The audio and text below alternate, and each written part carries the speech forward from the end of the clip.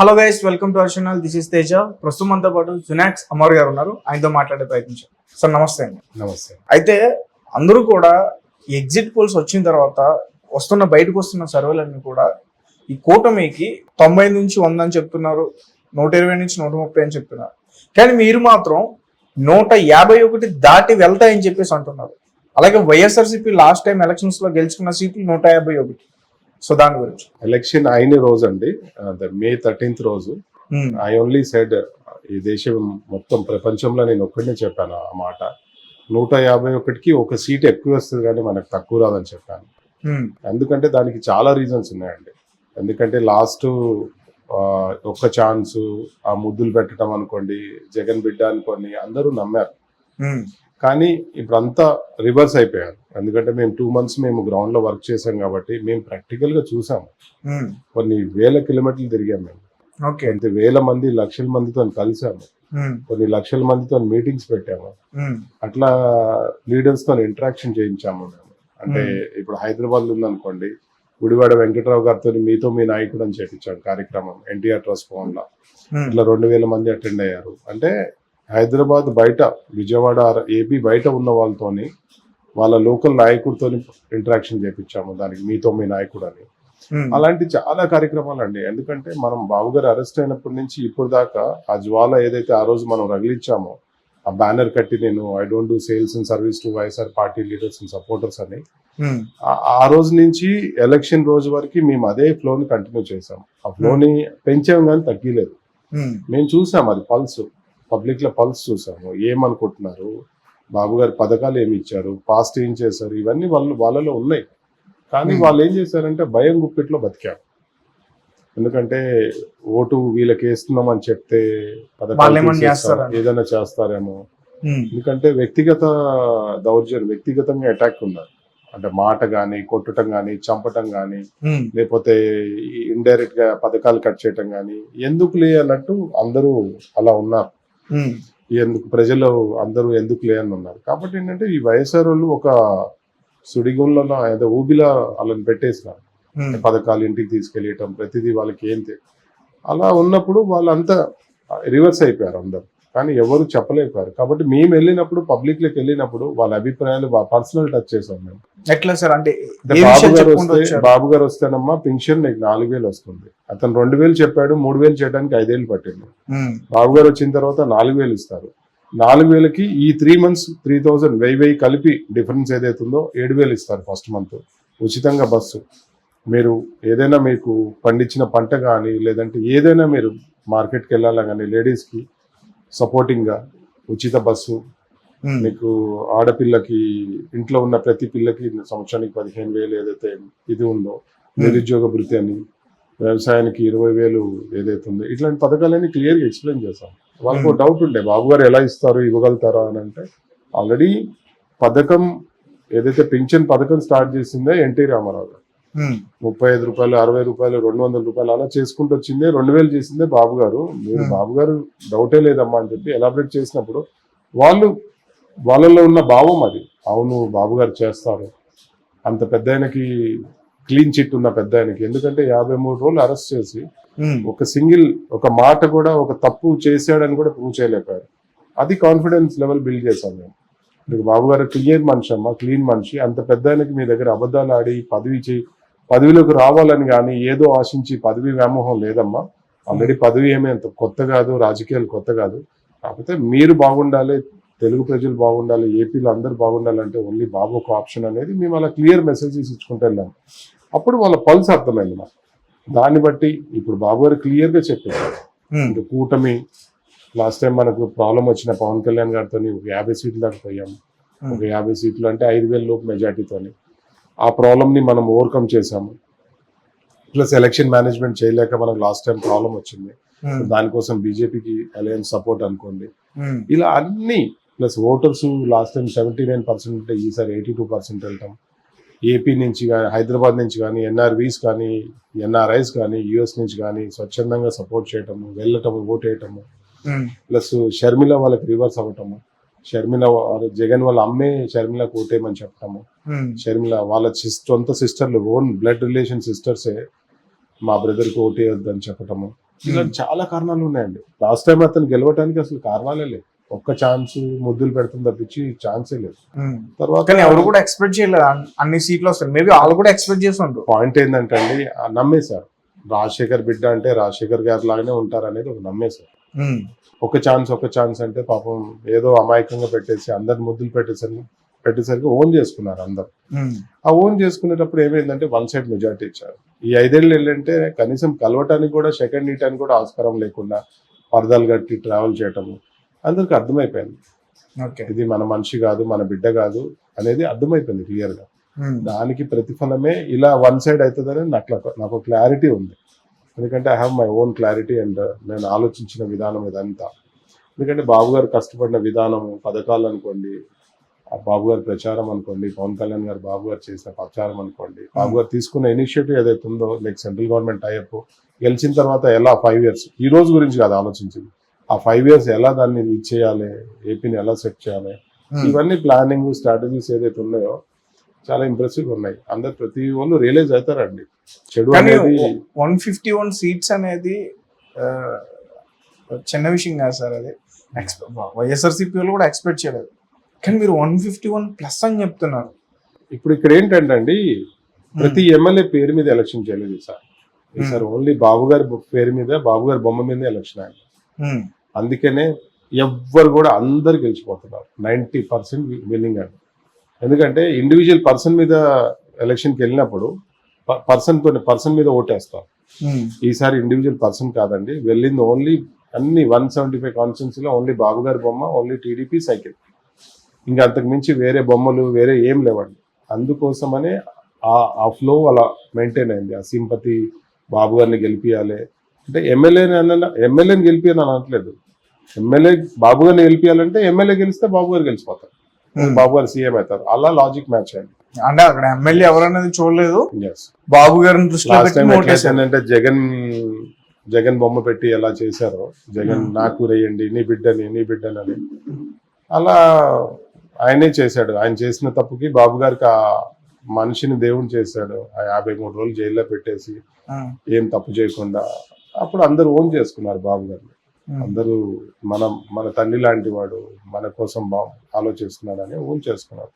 అప్పుడు దానికి 2 రెట్లు ఫ్లో వస్తుంది సార్. అంటే మీరు ఇంతలా సపోర్ట్ చేసుకుంటూ వస్తున్నారు కదా సార్, ఎప్పుడైనా మీకు బెదిరింపు కాల్స్ అట్లాంటివి అని వచ్చాయా?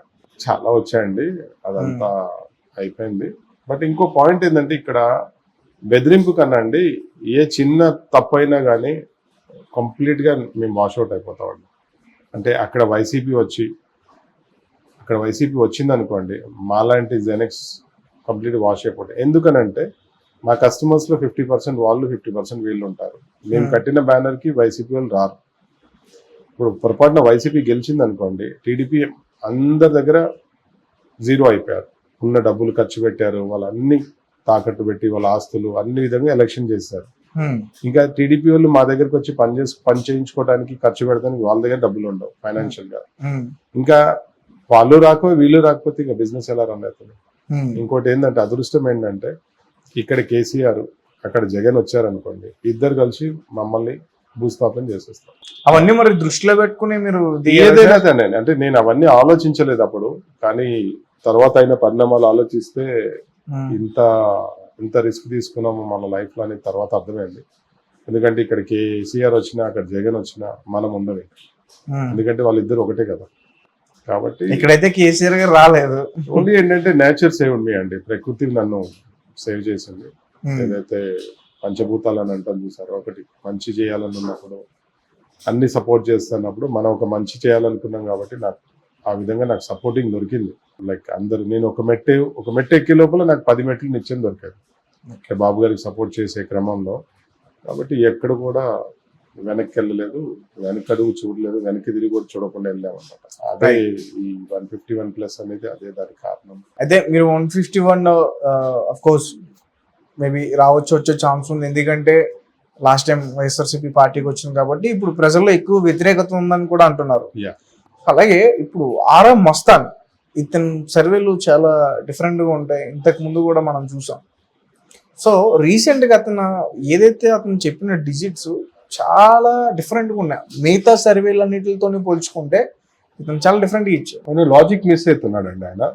ఆయన లాజిక్ ఏంటంటున్నారంటే వైఎస్ఆర్ లో ఉన్న మినిస్టర్స్ అందరూ ఓడిపోతున్నారని చెప్తున్నారు. చాలా వరకు ముఖ్యమైన మినిస్టర్స్. ప్లస్ ఇంకోటి ఏంటంటే టీడీపీలో ముఖ్యమైన నాయకులు లైక్ పవన్ కళ్యాణ్, వైసీపీ ఇది అనుకోండి, పవన్ కళ్యాణ్ గారు అనుకోండి, బాబు గారు అనుకోండి, బాలయ్య గారు అనుకోండి, లోకేష్ గారు భారీ మెజార్టీతో గెలుస్తారంట. కానీ భారీ మెజార్టీతో వీళ్ళంతా గెలిచినప్పుడు పార్టీ ఎందుకు ఓడిపోతుంది? వాళ్ళంతా ఓడిపోతున్నప్పుడు పార్టీ ఎలా ఫామ్ చేస్తుంది? తను ఇంకో లాజిక్ ఏం చెప్పాడు, లేడీస్ అత్యధికంగా ఓటేశారు. లేడీస్ అంతమంది ఓటేసినప్పుడు మరి పెద్ద పెద్ద నాయకులు ఎందుకు ఓడిపోతున్నారు?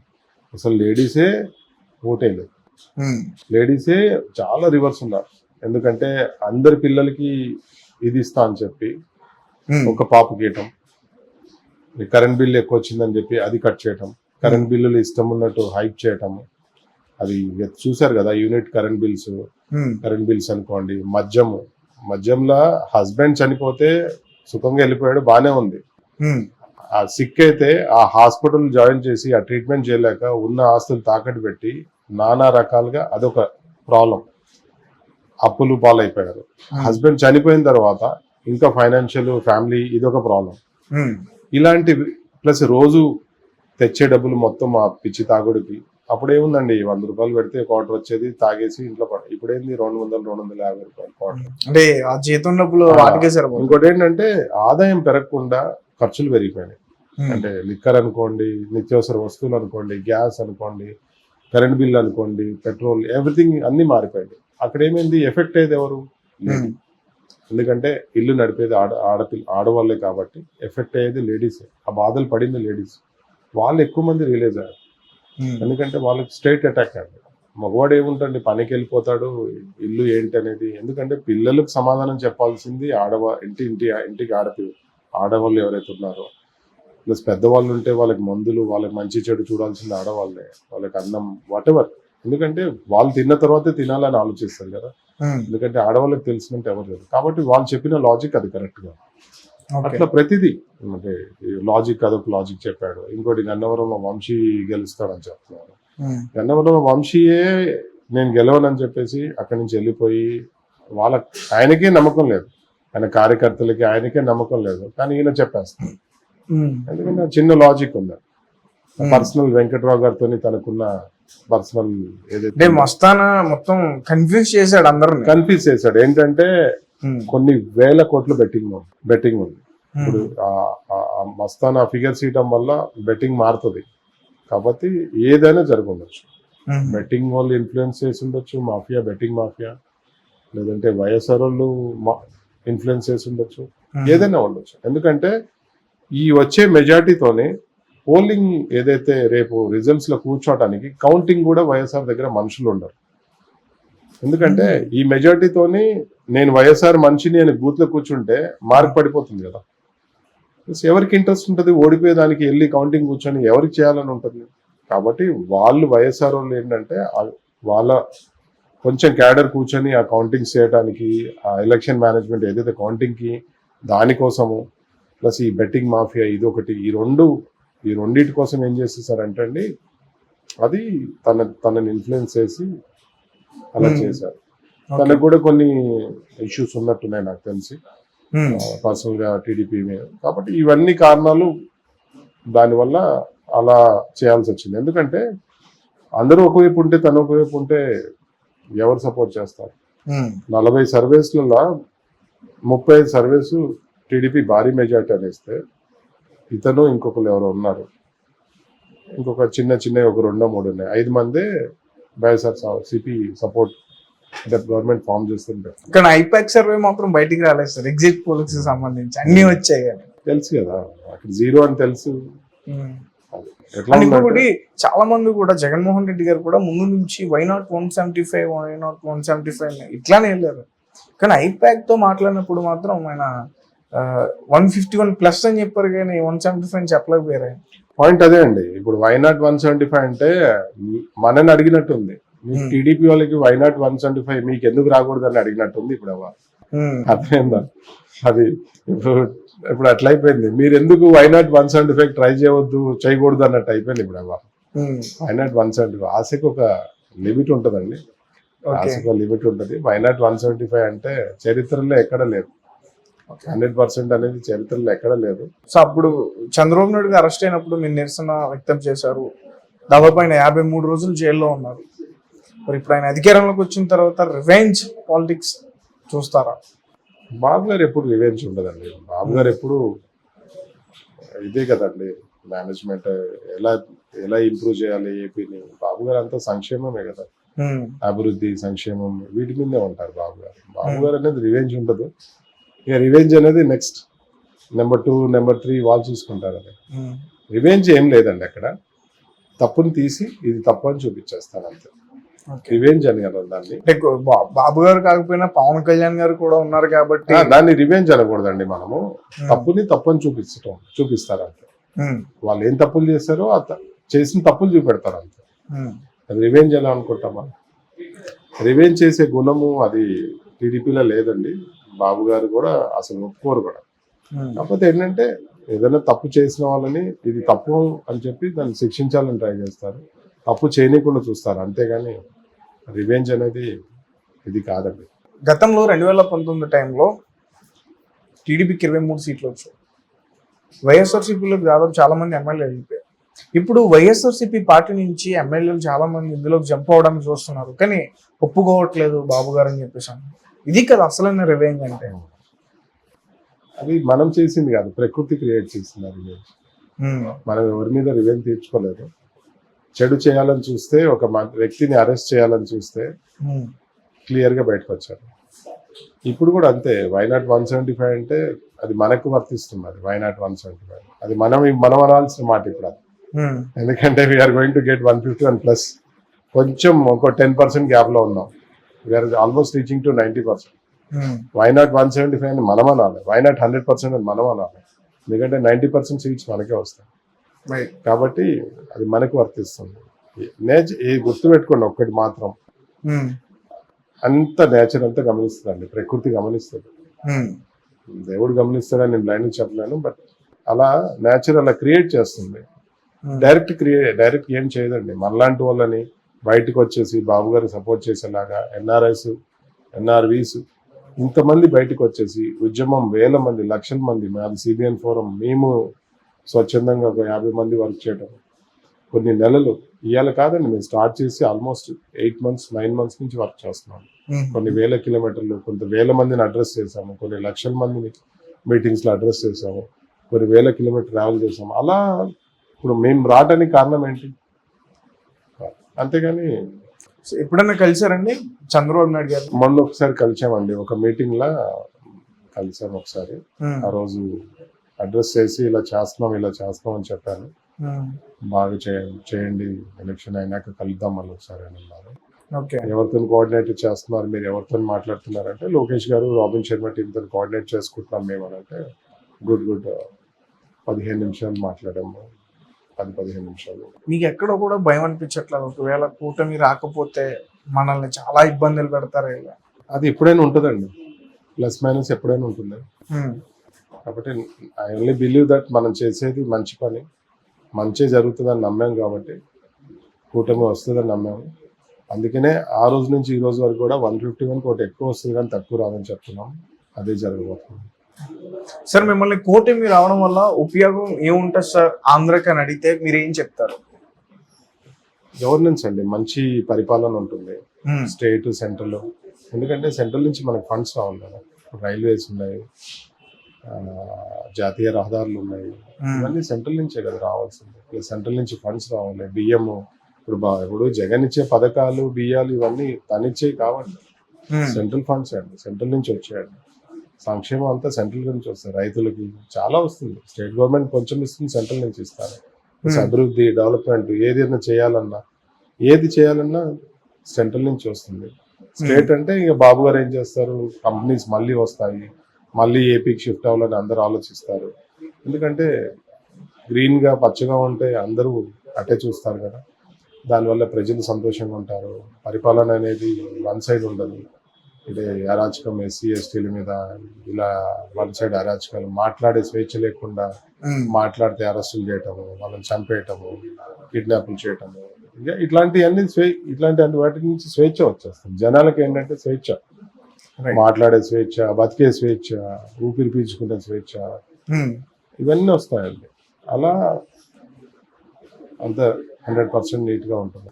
మీ ఎక్కడ సార్ మీ ఓటింగ్? మాది ఇక్కడే సార్, తెలంగాణ, లైక్ మిర్యాలగూడ, సూర్యాపేట మధ్యలో ఉంటుంది. సాగర్ లెఫ్ట్ కెనాల్ నెంబర్ 9 కింద వస్తుంది మాది. బట్ ఈసారి మంగళగిరిలో ఓట్ క్రియేట్ చేసుకున్నాను. ఈసారి మన లోకేష్ గారికి ఓట్ వేసాను. ఓకే ఓకే సార్, మరి ఇంకా 24 గంటలు అయితే టైం ఉంది. ఎవరు భవిష్యత్తు ఏంటి అనేది అంటే అందరూ కూడా సార్ వీళ్ళ భవిష్యత్తు గురించి ఆలోచిస్తున్నారు. పవన్ కళ్యాణ్ గారిని, చంద్రబాబు నాయుడు గారు కానీ, లేకపోతే జగన్మోహన్ రెడ్డి గారు. నిజంగా చెప్పాలంటే అసలు ప్రజల భవిష్యత్తుతో ముడిపడి ఉంది, అది గమనించట్లేదు. ప్రజల భవిష్యత్తు బాగుండాలంటే ఒకటే మార్గం, బాబు గారు ఒకటే మార్గం. ఏపీకి ఇంకో ఆప్షన్ లేదు సార్, ఇంకొక నాయకుడు లేడు, ఇంకో ఆప్షన్ లేదు.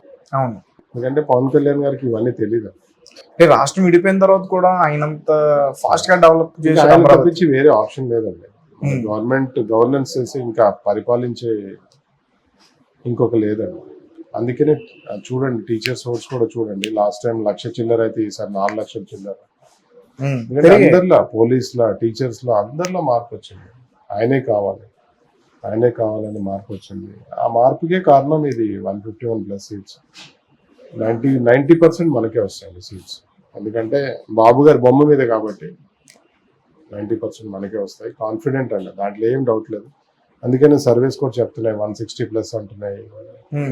అట్లా పెద్ద వాళ్ళే సర్వే చేయించారు, ఇప్పుడే కాదు. అందరూ 150, 155, 151కి పైనే ఉంది కింద.